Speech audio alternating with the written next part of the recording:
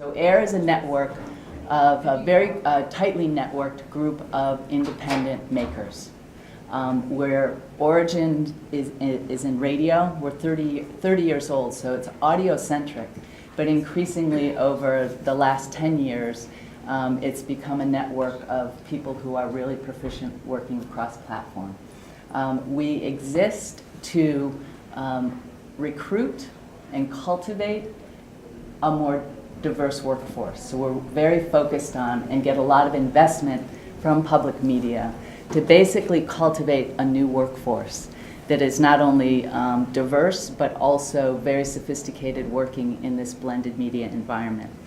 We have programs, mentoring programs, we have training programs, which is the cultivation piece, and then this vertical where we're recruiting, cultivating, and then deploying this mission-focused talent. Localore is it's our biggest initiative of deploying talent. But we're also the go-to organization for NPR, for stations across the country, for podcast outlets who are looking for talent, who are looking for newsroom journalists. So it's a big, wide range, but we feed this talent engine. And when we talk about mission-focused, we're very focused on cultivating people who really care about what difference they're going to make and to whom. So it's a little bit of a distinction that we make from, say, commercial broadcasters or media makers.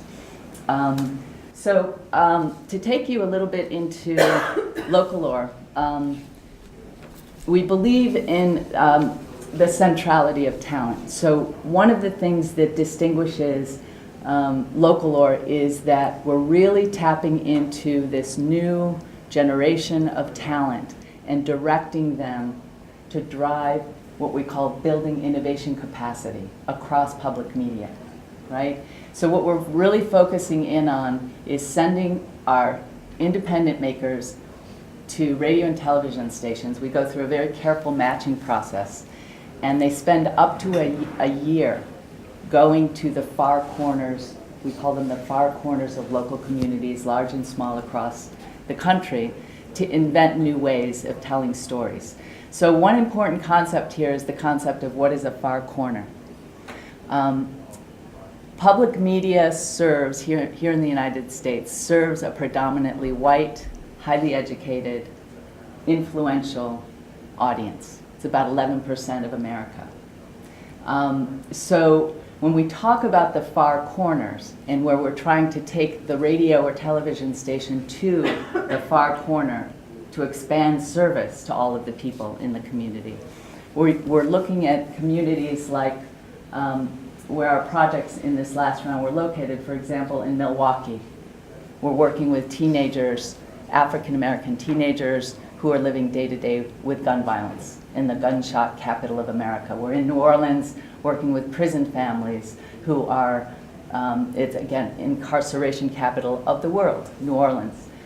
We're in Tucson, Arizona. It's immigration and migrants, as you know, here in the US is a very difficult and fraught story in these times. A lot of gentrification in our map. So it's a portrait of an America as told through the media lens of violence, disparity, poverty. These communities are usually depicted in mainstream media through that lens. So part of the work of Localore and the work that we're doing in Finding America is how to surface the day-to-day reality and the day-to-day living in these places that are often full of strife. It's often a place where there's tremendous endurance and strength and faith. So the work that we're focused on is really inventing new models, and Kelly's going to tell you about her approach, new models that again open that margin and tell a wider story of America, the power of that reflection. One of the things we found in the work, when we send the producers out, their job is to, again, invent a new model, and they have to use all the tools at their disposal. So we call it full spectrum story making. They have to create something new in this new corner of the community that uses digital, broadcast, and what we call street, the live space of the community. They have to figure out a model that ties all of those things together. And again, our last round of Localore was tied in closely to open the lab here with a platform called Ziga, which we produced intensely enriched, very rich multimedia immersive documentaries. So we've done very sophisticated digital work in some of the productions. What we learned in this round was the primacy not of social media platforms, but of social platforms. Bars, roller skating rinks, hot dog wagons, bike trails, the places in the local communities where the people actually get together to share their day-to-day living. And that is what we have discovered to be the new frontier of this local lore, the storytelling of all of America. It's an important space where we're really located. Over the course of the year of this last production, we produced more than 30 events, live events. And again, it was, they were dance parties. Kelly will tell you a little bit about hers. There was a drive-in movie theater event up in New York State for veterans. So a big, wide array of experimentation with the live storytelling platform. I think with that, I'm going to turn it over to Kelly, and she's going to take you in. Hopefully we'll have a little bit of time for Q&A if you like. And there's a meta site that I would invite you to look at. We can give you the link, show you the link later, but we have a very rich meta site that captures multimedia stories from all over the field of production. Should we switch places maybe? Yep. Thank you, Sue, and thank you to all of you for being here. So I'm going to take you to one of the far corners Sue talked about. We'll begin at the Virginia Historical Society in Richmond, Virginia. And it's an auditorium, and it's filled with people, and they're there to talk about what to do with this problematic space in Richmond called Monument Avenue. And Monument Avenue is a broad thoroughfare that crosses through Richmond, and it's really the fastest way through town, so you kind of can't avoid it, really. And it's lined with statues of Confederate generals, and then also a statue of Arthur Ashe, the tennis player. The Confederate monuments were put there mostly in the late 19th century and early 20th century, and then Arthur Ashe came later. And so this meeting took place on August 25th. It was held by an organization called the Monument Avenue Commission, which was established recently by Richmond's mayor to determine what to do with these monuments. And so the public had gathered in this space to answer these two questions. How do you best add context and tell the whole story of Monument Avenue? What persons or events would you like to see added on Monument Avenue?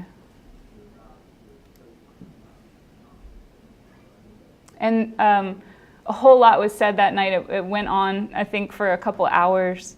And I'm just going to play you a short bit from the evening.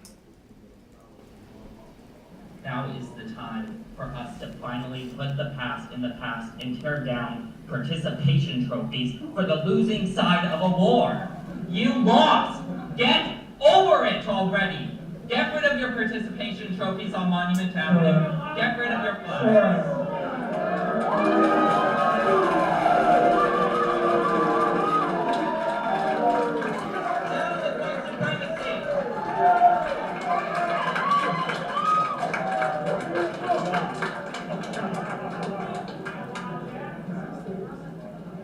This is the moderator. Sir, we really don't need that. I hope you all didn't hear what I said at the beginning of this. We don't need inciting people. We need conversation. That's what Richmond is about. That's what you told me when I came here. Virginians were for being honorable and reasonable people, right? Thank you. Next. My name is Travis Toombs, and I'm from the great Commonwealth of Virginia. And proud of it. I see 2 questions up there. I had a nice little speech to give, but I don't think I'm going to do that now. The first question is how best we add context and tell the whole story of Monument Avenue. Well, I've been handing out postcards all night saying exactly what each monument stands for. The Lee Monument is nice and long, and then nowhere in there does it say slavery, racism, or white supremacy. This is what it was dedicated to from the speech given when it was dedicated. And so it went on like this. One after another, people would approach the mic and express their opinions. And I was there this evening, and I was listening and paying attention to the way people were talking. And one of the main things I noticed was how raw it was for people. This was 2 weeks after Charlottesville. So there were a lot of emotions in the room. It seemed like people needed to get things off their chest. And I think that's probably valuable, but I wonder what's next. How do you move the conversation forward after you, get this off your chest? Let's see. This was the next morning, the article in the newspaper in the Richmond Times-Dispatch that covered it, and that photo really kind of sums it up. It says it's theater of the absurd. Another thing that I noticed was that what people were saying were sort of tired arguments that I had heard over and over again. I had lived in Richmond since 2006, and I had heard those kinds of things repeatedly. And then another thing I noticed was that the questions they had posed, that the commission had posed, were not being answered. And then finally, I noticed a lot of people talking about the dead, talking about ancestors, talking about Confederate veterans. My name is Kelly Libby, and I am here to talk to you about Monumental, my Localore project, which started in Richmond in the fall of 2015. And the project is about how Richmond remembers its past through the voices of the people who live there today. This is from a recent rally at the Robert E. Lee Monument on Monument Avenue. I'm a public media producer, and I'm also a descendant of Confederate veterans and a former member of the Children of the Confederacy. And the Children of the Confederacy is an auxiliary organization of the United Daughters of the Confederacy, whose headquarters is right next door to that auditorium. And it's also just around the corner from Monument Avenue. And the United Daughters of the Confederacy, or the UDC as they're called, are largely responsible for the proliferation and maintenance of monuments like this, not just in the South, but throughout the country. And they're also responsible for things like the writing of textbooks early on that shaped the way the narrative of the Civil War is presented to children. So today I want to talk to you about remembrance. I claim this heritage now because I think it needs to be dismantled. I think that my ancestors failed to remember honestly, and they fought for something that was wrong, and they turned false memories into stone, and that has been damaging. So how can we remember better going forward? Yes, we've got to acknowledge the past, and we've got to acknowledge the hurt, but what if along the way we listen to each other's experiences too? This is the question I posed in my Localore proposal. If we turn our attention from Richmond's dead to its living, what legacy could we leave for the Richmond of tomorrow? Whose stories might we begin to honor? So my mother is a seeker and collector of family photos and family history. And several years ago, she came across this picture in the family photos. And she doesn't know who any of the people are in the photo or where this was taken. But if you find a photo of a Klan rally in your family's collection, it's probably not there by accident. sometime later, my father told me that he had been to a family reunion and talked to an elderly relative who was beginning to experience dementia. And so I think she felt more free to talk about the past. And she told him that her father and his brother, who was my great-grandfather, were members of the Klan. And this was in North Florida, where I'm from. So I interviewed her about it. And she told me, yes, she knew her father by the shoes sticking out from under his robe. Sometimes memories bubble up. When I was learning these things about my family, I was living in Richmond, which is the former capital of the Confederacy. And I was in grad school studying the relationship between people and place in a program called Writing and Rhetoric. And it was in Richmond that I really came to understand what lost cause mythology is, best exemplified by the movie Gone with the Wind.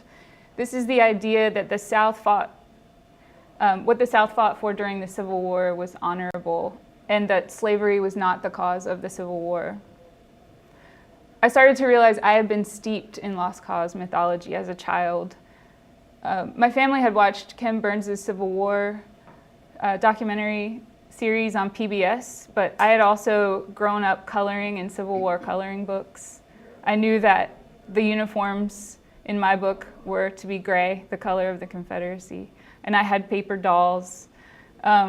We visited plantation homes, not to learn about slavery, but to admire the grandeur of the big houses. And I wanted so badly at this time when I was a kid to be a Southern belle. I liked the hoop skirts and the ringlets in their hair. And some of the ideas I got about the Civil War came from television. There was a series in the 1980s called North and South, starring Patrick Swayze. And Johnny Cash played John Brown. And Liz Taylor played a madam in New Orleans, and David Carradine played a Southern plantation owner who was evil and scary, and Kirstie Alley played an abolitionist. It was an all-star cast. And let's see. I'll play you the trailer for it.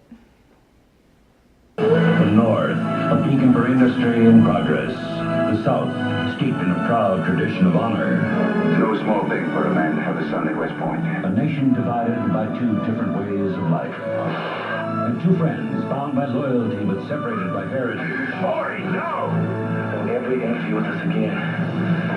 Or ask me to go against my own kind. John Jake's unforgettable saga, North and South, starting Sunday. So I was obsessed with this series. And so the character of Ori was played by Patrick Swayze. He was the son of a Southern plantation owner. And at this time, you know, Patrick Swayze was a sex symbol in the 80s, and he was also the star of Dirty Dancing, which was another favorite movie. And so I sort of mixed Civil War and Dirty Dancing and sex and all of that together. And that was my idea of the Civil War as a child. And it was very tantalizing to me. So I was always into history, even from the time I was a child, and I was into being Southern, and I was curious, and I liked stories. I eventually found my way to documentary, specifically radio documentary, which led me to the Salt Institute for Documentary Studies in Portland, Maine. And after that, I got my first job in radio at the Virginia Foundation for the Humanities in Charlottesville for a radio show called With Good Reason. That's where my office is, with a messy desk and not much going on the walls. And so at the Virginia Foundation for the Humanities, I absorbed a lot of scholarship on all kinds of things, but certainly history and race and the Civil War and slavery. And my job here involved booking guests and writing scripts and editing interviews and basically a bunch of desk work. And one day at my desk, I was looking at an interior design blog, as you do. And there was a post on a salvage yard that was nearby. And I looked at the salvage yard website and was clicking through, and I saw an ad on this website that said you could learn how to build a cabin. And I was like, that's really cool. So I kept reading, and I saw that you could learn to build a very specific kind of cabin. You could learn to build a slave dwelling, and the salvage yard people would teach you. And it would be constructed at Montpelier, President James Madison's plantation, which is about 45 minutes away from Charlottesville. And I thought, hey, that seems like a pretty cool radio story. Maybe we could put it on With Good Reason.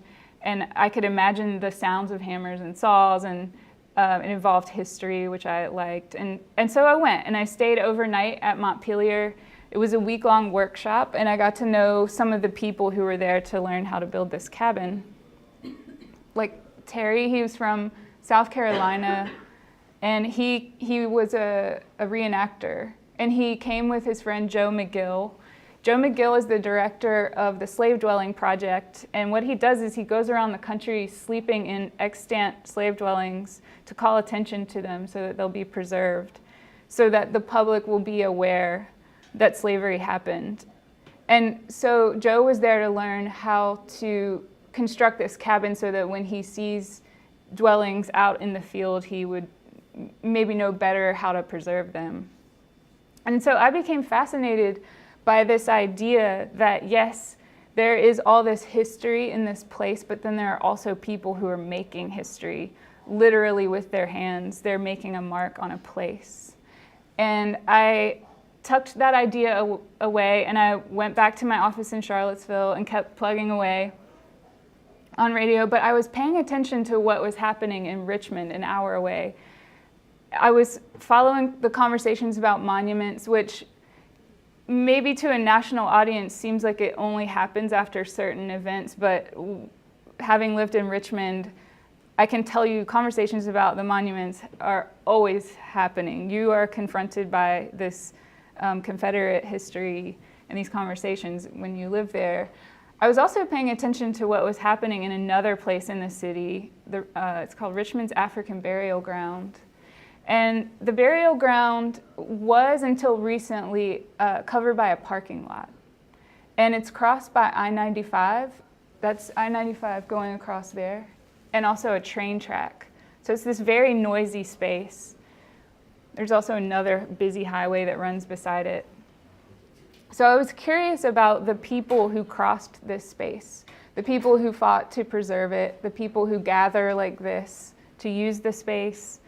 And also people who might just be walking by. I wonder, do we all make a mark on a place? And if so, what are the stories of the people who do? Can we make meaning of that connection from person to place? Meanwhile, back at the job, for about 5 years, I was still there, and I was feeling pretty restless by now. And I had all these questions about Richmond and how people could shape a city just by being there and carrying around their stories. And I so badly wanted to move back there and study it. Then I saw a call for applications to be a Localore producer. They were looking for people who wanted to go outside, who wanted to experiment and bring public media to the far corners, to places where it doesn't typically reach, and work alongside people in those places. So I had grown up in Florida and had heard about Stetson Kennedy and Zora Neale Hurston, who had traveled around the state collecting stories and audio for the WPA, and I had always thought that was really cool. And so when I heard about Localore, I was like, maybe I can kind of be like Stetson Kennedy and Zora Neale Hurston, and but also, you know, get outside in the way that we did with the cabin building workshop and do radio. I was like really pumped about this idea, and then something horrible happened. The summer of 2015, this was before Localore, a white supremacist went into this church in Charleston and killed African-American churchgoers. I was outraged and sickened, and I wanted to do something different. I wanted the conversation to change. And then there was that picture of the white supremacist bearing the Confederate flag. He is what happens when a society chooses to remember wrong, to remember a South that had been a good place with a noble cause, and Southern belles and masters who were kind to the people they enslaved. This is a picture in Richmond, Virginia, on Monument Avenue, that's a human Confederate flag. Those are people making that up. And I wondered, how will we remember this time, the present in Richmond? Will we do it like this, but in our own way, our own version of this? So I applied for Localore, and I proposed to do a project that would look for a new way to remember Richmond. I was hired to work with WVTF Radio IQ. It's Virginia's NPR station, and it's located in Roanoke, which is 3.5 hours away from Richmond. And Richmond is a new market for this radio station. Before me, and then they also placed another reporter there at the same time, they didn't have much presence in the city, and they also didn't have a studio. So I remember waking up the morning Localore began and just feeling this crazy rush of adrenaline that I still have not come down from. And I was just ready to get to work on this project, but just had no idea what I was doing. I knew I was supposed to work with a community. And at that time, I thought the community needed to be bound by geography, that it needed to be a neighborhood. So I was interested in this burial ground, and so I thought maybe the neighborhood around it, Shockoe Bottom. I also knew that I needed to produce some radio because I was partnered with a radio station, and even though this was a multi-platform project, that was radio was sort of central to it, and the radio station wanted me to produce pieces that would air during drive time in Morning Edition and All Things Considered. But I didn't want to do a news story. I wanted to do personal narratives because I wanted to invent a new way of talking, a new way of remembering. So I decided I would just start out interviewing a whole bunch of people, like one person a day. And then, of course, that didn't work out because of timing, like scheduling things, and I was transcribing everybody's interviews, and I was also pre-interviewing everybody, so that was tight. And then there was another thing. There was the matter of where to interview people. Because there was not a studio, I was working out of my kitchen, and I couldn't just invite people into my kitchen, or I guess I could have, but maybe they wouldn't have come. But so I reached out to the community programs manager at the Richmond Public Library about using a space to record. This is her, Patty Parks. So she was a tremendous resource. She connected me to people. And she also helped set up a space where I could interview people. She went down into the basement of the library and found these cubicle walls here. And she just propped them up. I think they might have been duct taped or something, or like shelves on the other side to hold them up. And then the radio station provided some microphones and a recorder. And then that's where I started interviewing people. One of the things I needed to figure out was, what was I going to ask people? What was the question? Would I ask them about their opinions of the monuments? I didn't really want opinions because I feel like I had heard enough opinions and kind of felt like I knew what the debate was there. Would I ask them about race? I did want people to talk about race. The radio station wanted me to report on incidents of racism. But again, I wanted to hear people's memories, I wasn't wanting to report on incidents. So I started thinking about the name Monumental. The idea was that I wanted to honor people's personal stories. I wanted to elevate people's stories. And what was a monument but a mark of an experience?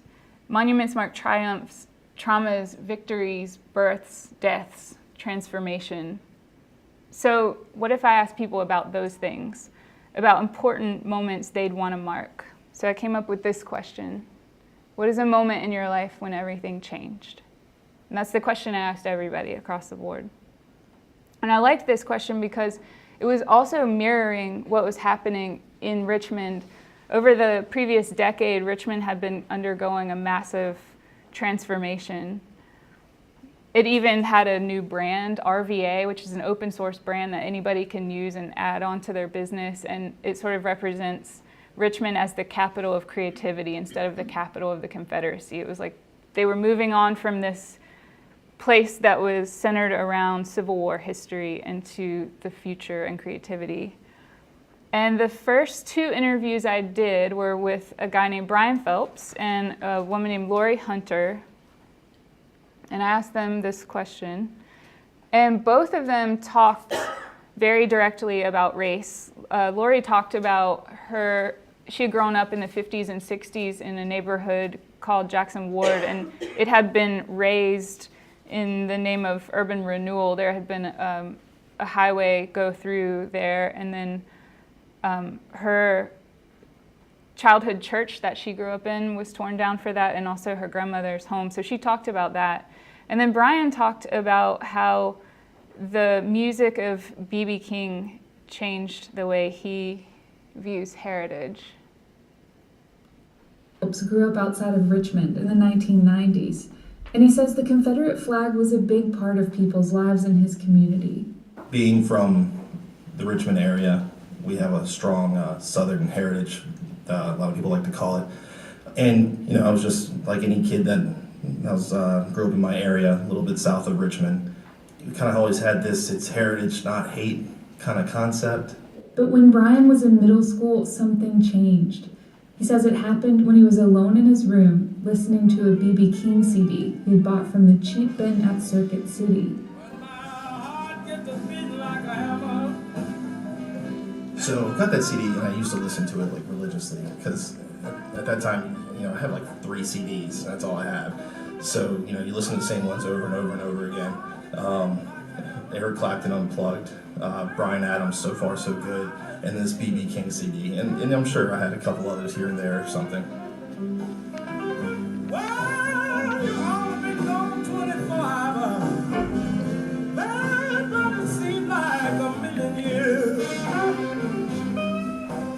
And I just remember having this clear thought.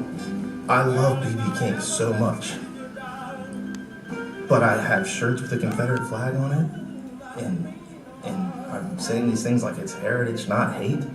And in my little middle school brain, I started kind of thinking and be like, this makes no sense at all. So right then and there was a major turning point for me where I was like, I cannot have like a duplicitous relationship with the world. I'm not a racist person. I love the blues, and I love everything to do with all kinds of music. That you can't separate different kinds of people. Brian later went on to study minority politics at VCU. He says he sees more acceptance of difference in Richmond than he used to, but that on the outskirts of the city, he sometimes has sightings of that old symbol he once embraced as a child. And it really burns me up to see the Confederate flag, and as I think it should burn up most people, but especially white Southerners. We should be embarrassed of this, and I know people are cringing when they hear that sometimes, but I really truly believe that, and I think it's a bit misguided to think it's heritage, not hate. Well, what heritage are you celebrating here? Because the heritage I like to celebrate is our music, our food, our art, not a war we fought over trying to own people.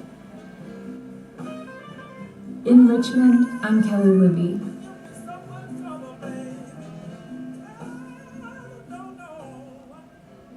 So for the first couple of unmonumental segments, I did include my voice, like what you heard there. But then I started to realize that the pieces would be more powerful if I weren't in them, if the people spoke for themselves. And around this time, we were making dispatches. All of the producers across the country for Localore, we were making these non-narrated street interviews. And I made this one outside the Museum of the Confederacy. I'm Paige Chargois, and I have brought my friend Sharon here to the Museum of the Confederacy.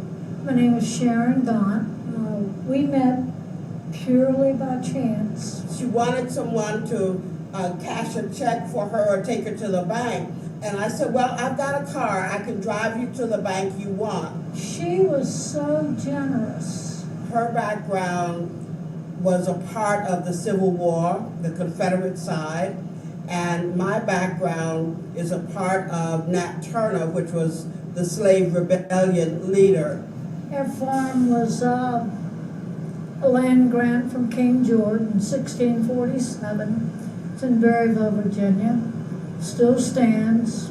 She said, my family is buried, and they had slaves way up in Berryville. They're buried on the farm. And they buried the slaves there somewhere too, but at a distance. She said, and when I die, I want to be buried in between. I wanted to just throw on brakes in that car. I'm driving down the street and just jump out and run around and pull her out of there and just give her the biggest hug that I could give her, because she was doing in death what so many folk could never have achieved in life. And I captured that in her words, and it just meant so much to me. When we were in the car, I remember the first thing that she said, you don't know my name, you don't know anything about me. And we were in God's car. Yes. We established that. And it was just, I don't know that it would ever happen again, but I'm blessed that it did happen. For Finding America, I am Paige Ernell Lanier Goetz. I am Sharon Janette Gaunt.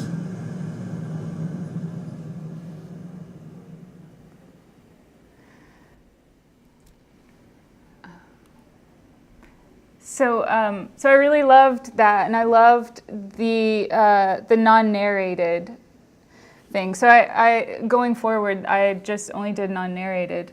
So basically what I ended up with was a series over the course of 14 weeks. Once a week, it aired on Fridays, these 3.5 to 4 minute stories from people. And so it was a sort of mix of like storycore and Humans of New York, but for radio.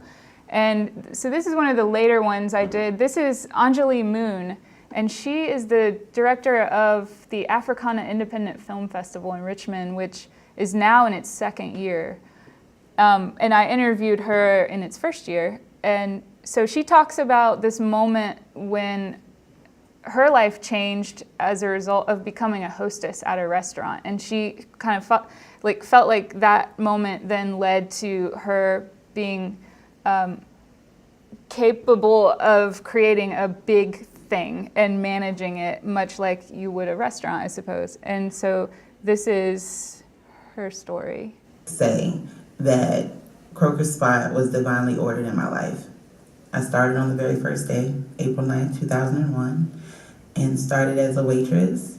And I literally just fell in love with everything. The people who were coming, the employees, the food that we were serving, our mission to connect with the community in a different kind of way. It was just where I was supposed to be at the time. And it literally changed my life.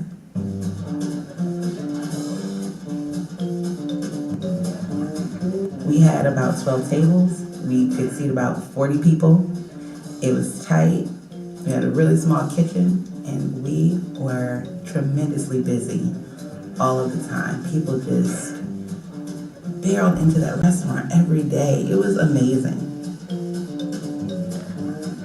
It was this real celebration of Black culture, historic Black culture, done in a very tasteful manner, which is something that we didn't get to see a lot, especially here in Richmond, in food establishments, just because of sometimes the lack of resource, accessibility, that sort of thing. So Never Eggleston III, he's the owner of Croaker Spot, was able to put together something really special, with maintaining some of the historic beauty by keeping the original pieces of the bar. So he was very mindful about capturing the essence of yesteryear.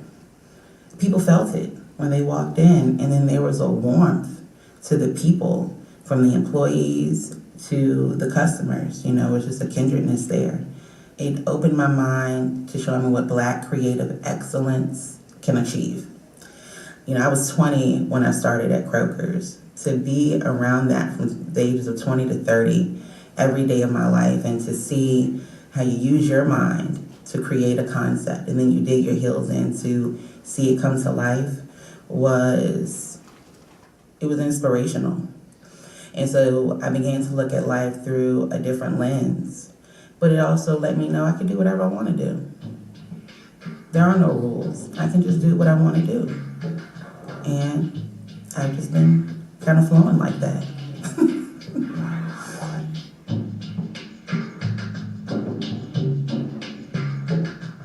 It's interesting. I don't have a background in film at all, other than just liking them. But I've never, made films or anything. But I was making these plans to go to all these Black film festivals in other cities. And I was like, why in the world don't we have one? I honestly believe that Richmond, and not just Black Richmond, I mean Richmond, creative Richmond, is ready for a multitude of stories from people of color from around the world. I think people are ready to have their worlds broadened any opportunity they can get. And so we'll give them this one.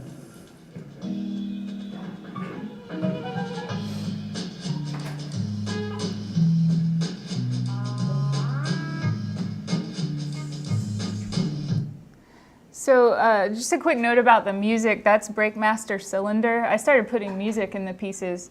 Breakmaster Cylinder does the music for some big popular podcasts. One is Reply All. And so I wanted to make a local production that had a bigger sound, because I was, once again, elevating stories, and I liked the idea of taking these local features and making them sound really fun. And people started responding. They liked the stories. But then there was still, I knew that I was supposed to be working in a community, and I was unclear of what that community was. But then the more stories I did, the more listening I did, I realized I had kind of found myself in a community of shared interest. And what that interest was about was the commemorative landscape. It was people who were interested in changing it through things like design and art and film festivals. And so here are two people in that community who are really important to the whole project. Free Agunfemi, she has a thing called Untold RVA, where she puts things like wheat paste murals up to tell history that's untold in the city. And then Ryan Wren, he's the executive director of an organization called Storefront for Community Design. And what Storefront does, they're just so cool. They connect people in the community who have design problems with designers who will solve those problems. And so this is inside Storefront, and Free and I are here. We did a workshop where she worked with students to install these wheat paste murals, and then I taught them audio. And we went to the unveiling of Richmond's first monument to a woman, to an African-American woman. Her name is Maggie Lena Walker, and she established a bank that is still in operation today. And so I went to Storefront for Community Design early on in the project, and they connected me with two really cool people, Bo and Colleen. And Bo designed the Unmonumental logo, and Colleen designed this thing. I wanted a listening booth that would be an improvement on the cubicle walls in the library, but I also wanted it to serve other purposes. I wanted to have these things be sort of parameters to a space. Like if we brought it to a space, it could kind of just like create a room almost. And ultimately it did have that use, which I'll talk about in a little bit. That's one of the other uses was to just put people's stories up on it too. And then finally, the Localore producers, we all did events across the country, as Sue said. And so I collaborated with these guys. Secretly Y'all is Richmond's version of The Moth. They do live storytelling on stage. And then with Free of Untold RVA. And we held our event, we wanted to be somewhere that was historically significant, and it's truly a monument in itself, the Hippodrome Theater. It's in historic Jackson Ward, which is actually where Anjali's story takes place. And it was once known as Black Wall Street in Richmond. Billie Holiday and Louis Armstrong had performed in this space. And a lot of people came. It was a really good time. It was a party. We had a DJ and dancing, and it was diverse too in terms of age and race. And it was emceed by Chioke Ayanson. If any of you listen to NPR, you have heard his voice. He does the NPR credits, and he emceed our event before he was even at NPR. So also he's a great guy. He teaches at Virginia Commonwealth University. And so we had live storytelling, people from the Monumental radio series, and then we also had Free played this game called Cards Against Urbanity on stage. And someone tweeted that night that this event was community as self-care, and I really liked that. And then the incubation period was over. We had accomplished a lot. I had interviewed more than 100 people, including ones who were out and about on the street. I made 14 stories for the radio, and my team did too. Chioke made a couple of pieces, and including a story for NPR to part of a Localore Finding America series. And we won awards, and these are some of the folks who told stories. These are about half of them. And then one of the cool things that happened was in the year from Localore until a year later, listenership in Richmond on the station that I was working with went up 27%. And I don't know that that has everything to do with unmonumental, but I think having presence there, having the station having presence in the city through both me and the reporter who was on the ground probably boosted that number at least a little. And then there were things that you can't quantify. Somebody who I interviewed, Victoria, she told me that she felt listened to. She had moved to Richmond because she had been homeless in Wisconsin in the winter, and she moved to Richmond to be close to family, and she started her life over. And she told me after an interview in which she was crying that she felt like telling her story was the final nail in the coffin to it, that she felt like she was really moving forward. I was proud of the work we had done, proud of my team, proud of my city, but I was really sad it was over. I felt pretty lost afterwards. I sat on my couch for a week, I think, afterwards, just staring into the void. But it wasn't long before people started reaching out, wanting to work together. And so this is the 6 Points Innovation Center. It's a youth-led innovation center. Storefront for Community Design helped make this happen. And Free, who I mentioned earlier, and I were invited to apply for a grant to do kind of whatever we wanted in this space. And we got that grant, and it allowed us to buy field recording kits so we could teach people how to record their own stories. And this was Free's idea to have a microphone flag, which I really liked. And so these are some of the workshops that we did in the space. But in those 9 months, did Unmonumental change the way we remember? Did I accomplish what I set out to do? I certainly did not rewrite Richmond's narrative or really elevate stories from the past that would counter the dominant narrative there. But this project is seeking to preserve a story that is honest from now, that tells a story of who we are today, so that the future will have these memories. And I think also what Unmonumental did, which I think is what a lot of these Localore projects do is they plant seeds in places that become other things. And so I'm really hopeful that what we did at the 6 Points Innovation Center, well, I can see it blossoming now. Those recorders are being used by an organization called Groundwork RVA, and they're, I heard that they're going to be doing a project where they're doing public transit stories. So, that's really fun. And I also feel like it changed me. Something else about the word unmonumental, it kind of suggests a dismantling, and I feel like that makes room for other stories. And I think there was kind of a dismantling of things that happened with me and my own story as this project went on, and I feel very grateful for it. So, thank you.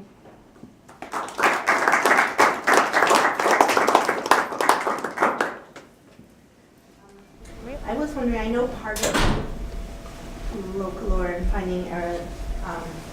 Finding America is partnering with stations, and I was wondering if there was any residual sort of change there too in terms of how they worked. I think it's great that this youth media, you know, that's certainly one way, but I was curious on an institutional level, public media institutional level. And then my second question is that you're working with communities, and that's very much part of the mission.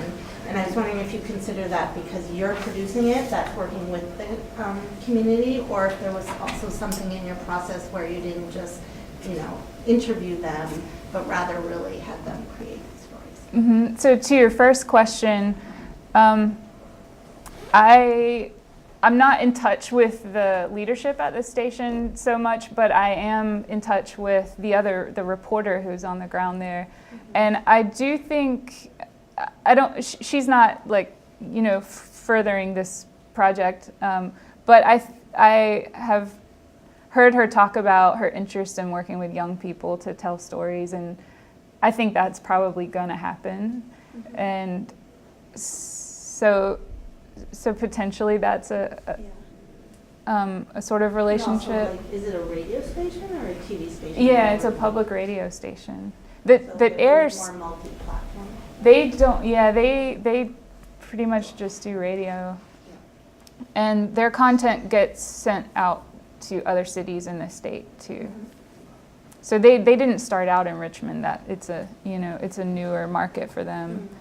As far as working alongside the community, that's a huge part of something that I didn't talk about, which is my relationship with Free, who I mentioned there. We spent a whole lot of time together, just talking, hours and hours, almost every day. And a lot of that was her making suggestions to me and telling me things I didn't know. She's from Richmond, long time. And then also we worked on a project through Localore that, like, she had been wanting to interpret the African burial ground. And so we did this project where she used guide by cell technology, you know, that a lot of historic sites use. You can call a phone number and then you hear interpretation. So she asked me to record her friends reading a script that she had written, and a lot of it sounded like less like interpretation and more like blessings. And there was interpretation, but it was like, it felt very spiritual too. And so she made these really cool signs that she designed herself. She did not go to school for design or art or anything, but she's an artist. And so that was a big piece of this too. And of course we collaborated on the event together too. And I can respond a little bit to the question about the stations. So it's been an interesting evolution of the production is that, so quantifiably we've worked with about 40 stations directly as incubators, with the expectation starting out that we were going to build new innovation capacity, that the station had to sign a contract that Right. said they were going to continue it Yeah. if we built something awesome. Yeah. So we've seen a very interesting range, dynamic range, from stations that, like Curious City in Chicago, where they have taken what we created and have just, really transformed their newsroom with it. So that's one big the all the way down to some, I would say a minority, maybe 20% of the stations, where it's very hard to see the generation and what I call the green shoots, where we planted seeds, are moving much slower. Maybe they're under-resourced, etc. But the way that we're actually seeing the genesis and the evolution of this capacity, is more in the people. So in this last round, we were very deliberate about partnering with inside collaborators. So what we're seeing is those people who partnered with the lead producer, who worked inside the station, are leaving the station after they're so jazzed and inspired and full of new ideas that they're now moving out into the system, into places of leadership. Sally Kane is running NFCB now. She's going to have an enormous impact and influence over a whole network of stations, and it's all very connected to what inspired her into leadership from Localore. We have the guy who's head of content at WFYI, radio and television, fresh, just there 2 months ago, Matt Schaefer-Powell, who is now doing Localore across this whole station. So that's where we're seeing more of that kind of capacity building, is through the individuals who are, dozens of people who have moved out to try to have agency and control resources. Yeah. Anybody else have any questions or comments or? I was also curious about, you mentioned the partnership with the person in the library, but how was your selective process for choosing people, or did you interview everybody who participated? Yeah, I pretty much did talk to anybody who wanted to talk to me. The librarian connected me to people, but also just people on Facebook. I asked a friend who had lived in Richmond for a while to just put a call out on Facebook, and then folks got in touch. And that was something that I struggled with for a long time, is what's the mechanism for getting stories, because I'm still kind of in control a little bit if I'm the one selecting who tells their story. And what's been kind of neat post-incubation period is that people reached out and were like, I like that format. Can we work together? I'm doing oral histories with, so for instance, the University of Richmond, they have a race and racism archive, and they're interviewing alumni, Black alumni from their school, and they want to do oral histories. But we're talking now about how about if you kind of learn how to make an unmonumental piece, like a 3.5-minute non-narrated story. You're already interviewing people, you've got these ties to the community. And so that's now the kind of, I'm testing out this way of getting stories by working with people who are already in touch with communities. So we'll see how that goes. Because I don't really like the idea of me selecting individuals. Feels like there's a more effective way. Did you find that your being a white person with Southern roots, as you very openly explained, was a influential factor in your discussions that you had with different folks? I mean, you probably don't know for sure, but it's always interesting thing when the person asking the questions, it comes from a certain background, and that might be different or it might be the same as the people that you're talking to. And I'm wondering if you had any thoughts about that or experiences. Well, you guys are some of the first people to actually hear me talk about that. So yeah, I didn't tell people. I just said, "Can I interview you?" You're white. That's awesome. Yeah, so right. That's one thing. Right. Did you find that just in and of itself to be? Yeah, and I think that was part of the reason why I was so, I guess, agnostic in the question asking, because I felt like I didn't want to be like just like loaded kind of. To talk directly about race, I felt like I might be loading the conversation, especially because I wasn't saying what my background was. I was just asking a question, and so, and I don't know if that was the right move or not. That's a question I'm still asking myself.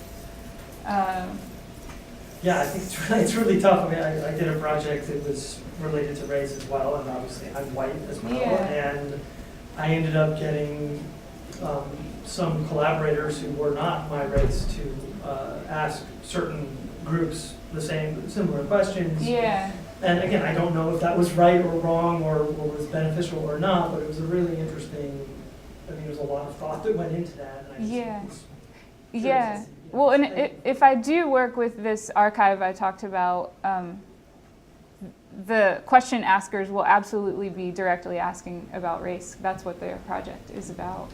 So, one of the constructs of the assignment for all the producers too was recognizing what you're describing. Many of them were moving into neighborhoods where they didn't look like the people, or they didn't speak the same language. So one of the ways we wanted to advocate approaching the production from the get-go was with a beginning phase of what we call repose. So we wanted our producers to go in to a place, not with their cameras or their microphones or their craft, but go in as human beings. And, metaphorically set up a lawn chair and sit on the corner, or set up a lawn chair and sit on the corner, and spend the first period of time of the production observing and absorbing and recognizing and honoring the natural rhythms of the place, and starting to understand and recognize who the characters, who are the significant people in that place, where the place, So to begin in that way, as a way of recognizing how to begin to tell that story in a different way, and also attracting the collaborators, attracting the people from the local community. We brought these reports, so one of the things is with the production is it's a production, hundreds of stories, 48.3 million gross impressions. We had a big impact across the country in terms of quantifying it. It's also a field of research and development, very deliberately. So the whole time we're producing, we have an investigator. So we have someone attached to the production who's studying and who's interviewing the producers, who's then documenting what we learned, surfacing techniques. So those around the country who may want to make stories with and for the people can learn from what our producers discovered. So it's all part of this investment in these people, the producers, the stations, to spread innovation. So we've mailed 10,000 copies of the report across the whole country, 2,000 independent filmmakers, every manager running a station in the country, every journalist in every newsroom got a copy of this report. So that's another way, and it describes repose in there, it describes those kinds of techniques, examples from Kelly's project and the other projects. I want to also introduce, I didn't introduce Kay Kershell, who's from the AIR team. She's our marketing communications person, and Ryan McGrath, who's our curator and producer for Fine America. What's next? Resting. I'm going away for a month. Do you think you're gonna do Localore? There's interest in it, So part of, again, we talk about it being iterative, and it truly is. Like, as you know better, this is so different than the last round. So what we do is spend a period of time really generating what the next model would be. So we're looking at maybe late next year, early January. And do you have thoughts already that you would share what what would be the next phase? I mean, Yeah. I know you learned so much from Yeah. the first one that Yeah. affected how you do Well, this one thing that's clear is the physical space, the physical environment. It's striking me more and more. On the way over here, we were talking just in this world where, you know, I feel as, you know, the social web is just so much, I don't want to keep using the word disrupting. It's so much reshaping the way we are as human beings, alive in the world, with one another. We're so diffused, it's very difficult. And so much of it is tied into the social web, I think. So what's interesting and gives me personal, a lot of satisfaction about the opportunity to do this work is it's pushing more and more and more into the physical space where people are, again, coming together in a physical space. So I can see that as, and if they get rid of net neutrality, I mean, we're all screwed. So we really are going to need to like dance and bowl, go bowling and you know, do things in the physical space, and I'll look forward to that. But that's rich, and that's a clear beacon based on what these guys learned. We didn't know we were going to produce 30 live events. That wasn't part of what the deliverable was. That was like, oh my God, look at all these live events they're producing. So that's a key thing. The other thing is that I think what we're going to see is more of, so AIR, we're the executive producer, so we hold all the levers, paying out all the producers, you know, doing the whole thing.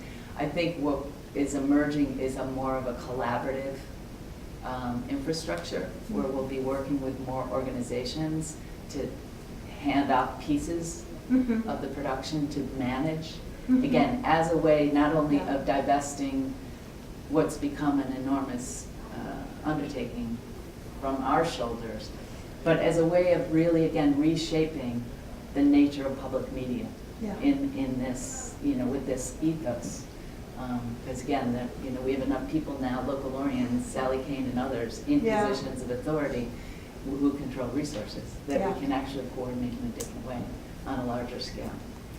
So that's, who knows how it'll come together exactly, but we can have lunch a lot and I'll keep you informed. Awesome. But yeah, it's good. And we've got a lot going on back just day to day at AIR that we're doing too. Any other questions that you all have or anything?